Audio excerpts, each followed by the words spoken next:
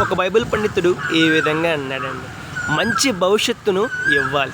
గమనించాలి, తల్లిదండ్రులు తమ యొక్క ఆలోచనల ద్వారా, తల్లిదండ్రులు తమ ప్రవర్తన ద్వారా, తల్లిదండ్రులు తమ నిర్ణయాల ద్వారా, తల్లిదండ్రులు తమ మాటల ద్వారా, తల్లిదండ్రులు తాము తీసుకునే ఆలోచనల ద్వారా, తల్లిదండ్రులు తమ జీవితం ద్వారా తమ పిల్లలకు మంచి భవిష్యత్తును ఇచ్చేవారుగా ఉండాలండి.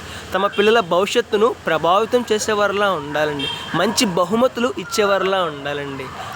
తల్లిదండ్రులే మార్పు లేకపోతే, తల్లిదండ్రులే జీవితాన్ని మార్చుకోకపోతే, తల్లిదండ్రులే పాపంలో బ్రతికితే, తల్లిదండ్రులే తమ ఇష్టానుసారంగా జీవిస్తే, తల్లిదండ్రులే దేవునికి వ్యతిరేకంగా జీవిస్తే, తల్లిదండ్రులే తమ జీవితాన్ని దేవుడు మెచ్చుకునేగా కాకుండా దేవుడు అసహించుకునేలా జీవిస్తే వారి పిల్లలు ఎలా జీవిస్తారండి?